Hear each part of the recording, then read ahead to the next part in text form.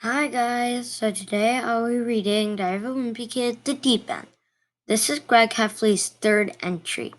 Again, thanks Hoopla for letting me borrow and read these awesome books, and I encourage you to read it too. Diary of a Wimpy Kid by Jeff Kinney. We last left off on page 32. This morning we went to the grocery store and stocked up on food for a trip. Then we went to the camping superstore to get everything else we're gonna need. I was pretty excited because we've never actually bought anything at the camping store before. Dad used to take me and Roderick to the store when we were little, but that was just to kill time on a Saturday morning. When we got to the store today, Dad went around and picked some basic supplies like lanterns and canteens and camping chairs. When I went to the section of the store but I went straight to the section of the store with the high-end gear because I figure if we're really doing this thing, I'm going to want to be comfortable. Glamping. I picked out an inflatable pull-out sofa and hiking boots with little fans built into the heels, plus a solar-powered blender that can make a cherry slushie in 30 seconds.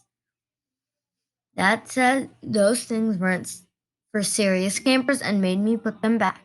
Dad says we're going to live off the land as much as possible on this trip, and he picked out a few fishing poles. I don't know about anyone else, but the only fish I'll eat comes in the shape of a stick. Benny and Roger got really excited about the idea of catching our own food, so they went off to find their own gear. But Mom stopped them before they could get too carried away. Roderick was pretty disappointed. I guess he was planning on doing some trophy hunting while we were on our trip and was hoping to decorate the kitchen when our house was finished. After Dad was done shopping, he was ready to check out, but I think Mom was nervous that we weren't getting the right kind of equipment, so she asked the sales clerk to look over our stuff and see if we had everything we needed. Well, this guy must have been a wilderness survival expert or something because he had a lot to say, and none of it made me feel confident about going on a camping trip. The clerk said the number one thing we needed to worry about was bears because there are a ton of them in the places we were going. But he said there were a few things we could do to protect ourselves just in case. The clerk said the first thing we needed to remember was to always tie up our trash and hang it in a tree so it'd be out of reach for bears. Then he said if we really wanted to be safe, we should buy a jug of wolf urine and spray it around our camp every night because it scares bears off. I tried to imagine whose job it is to collect wolf urine, and I promised I'd start getting better grades in school so it doesn't end up being me. The clerk said other things we had to worry about was about bugs like mosquitoes and ticks, so we should always put on plenty of bug spray. I was totally on board with that idea because one time Albert Sandy told everyone at our lunch table about this kid who fell asleep outside and got sucked dry by a mosquito. And that sounds like a pretty bad way to go to me. I was starting to get a little nervous when the clerk told us everything else we needed. He said we had to have a first aid kit in case someone got injured and waterproof matches in case our gear got wet. Plus, we needed a compass if we got lost, a snake bite kit if someone got bit, and a flare gun if things got really bad.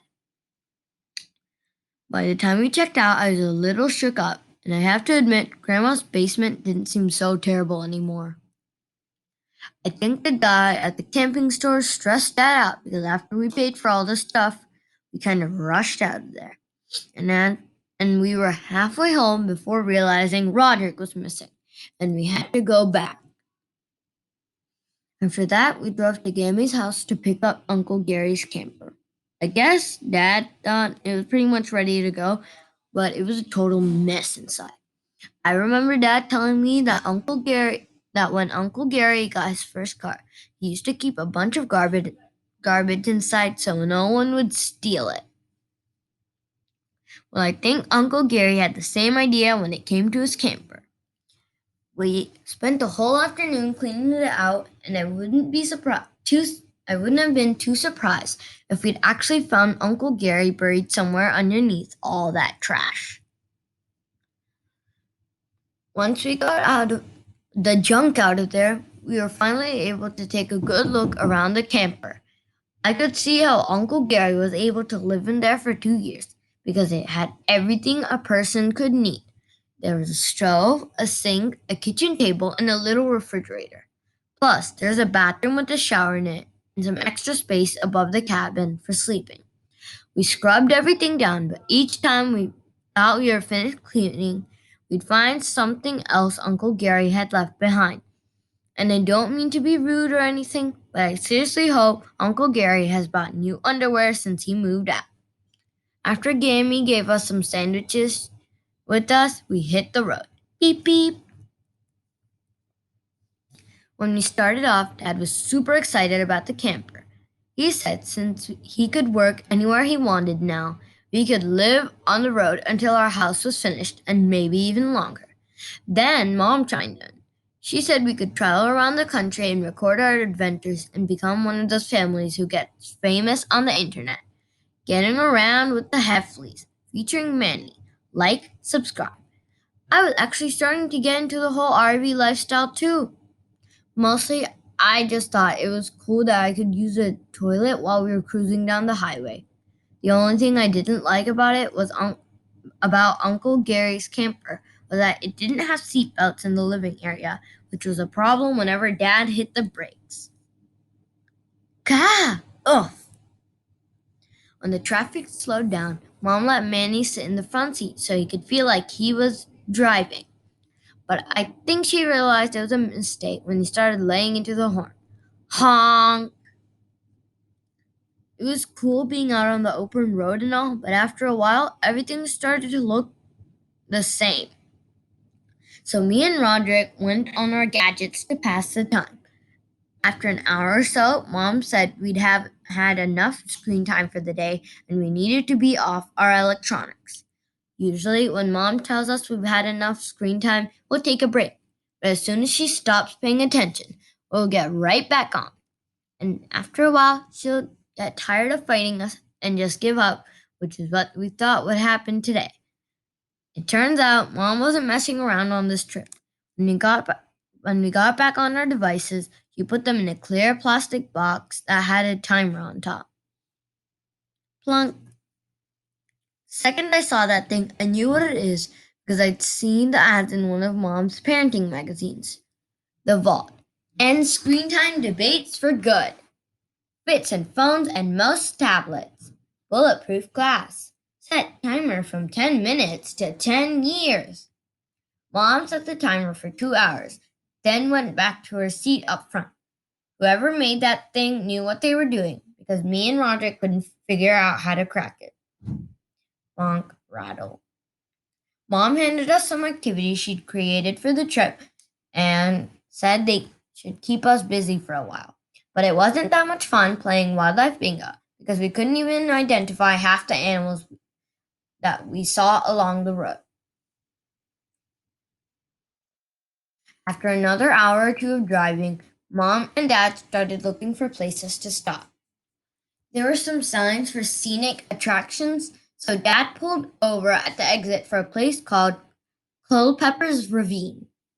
Mom got all excited because she said we were like explorers who were about to see something new. Unfortunately, some of the other explorers beat us to it. Lot full. We didn't find any parking, so we had to move along. And it was the exact same story for the next 3 places we tried to stop. I know I should feel lucky to be alive at a time when there's modern medicine and smartwatches and peanut butter filled pretzels. But sometimes I wish I was born a little sooner so I had a chance to actually discover something. Because when you find something new, they name it after you. But by now, everything worth finding has already been discovered. And you wouldn't really want your name on any of the stuff that's left over. Greg's Ditch.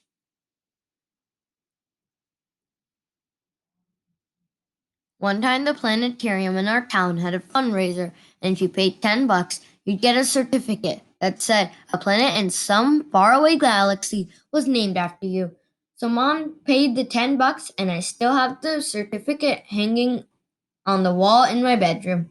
Planet H1B9932 in the Ursa's galaxy will hereby be known as Planet Greg. But when mom filled out the form, I wish she'd put my first and last name on it because now some random Greg could get to my planet before I do and say it's his. That's what our mistake was. We were going to places everyone knew about, and if we got off the main road, we might find something special. So we took a detour and kept our eyes peeled for anything that looked like it was worth stopping for. And sure enough, after we took a few more turns, we found a crystal clear lake with nobody else in sight. The air conditioning in Uncle Gary's camper wasn't working, and everyone was ready to cool off. So we got into our bathing suits and took a dip in the lake. It took a second before I realized something wasn't right. I noticed a million shimmering objects beneath the surface, and my mind went right to piranhas. I'm pretty sure everyone else's did too. I was almost as sure when I felt a bunch of tiny mouths nibbling me. Shriek! I thought I was being eaten alive, and by the time I made it out of the water, I was surprised to be in one piece, or almost in one piece. I had a scab on my knee when I got into the water, but by the time I got out, it was totally picked clean. Just then, a truck pulled up, and two guys inside looked mad. Vroom. That's when we found the lake we were swimming in was a fish hatchery. Silver Lake Fish Hatchery. I think those guys were about to call the cops on us for trespassing, and we didn't want to stick around to find out. So we piled into the camper and stepped on the gas. Vroom. No trespassing. The next time mom makes fish for dinner, I'm definitely gonna check the passage to see where they came from first. The crazy thing is, the fish hatchery wasn't the last place we got chased away from today. We tried parking the camper in a meadow so we could get out and enjoy the view while we ate, but it turned out to be somebody's farm. We finally found a field that didn't look like it belonged to anyone, so that's where we stopped for the night. The sleeping situation wasn't great. The kitchen table was converted into a bed, which is where mom and dad slept. Floof. And I wasn't crazy about the idea of eating breakfast off the spot where dad slept in his boxer shorts. I had to share the loft above the cabin with Roderick, which wasn't much of an improvement on our deal in grandma's basement.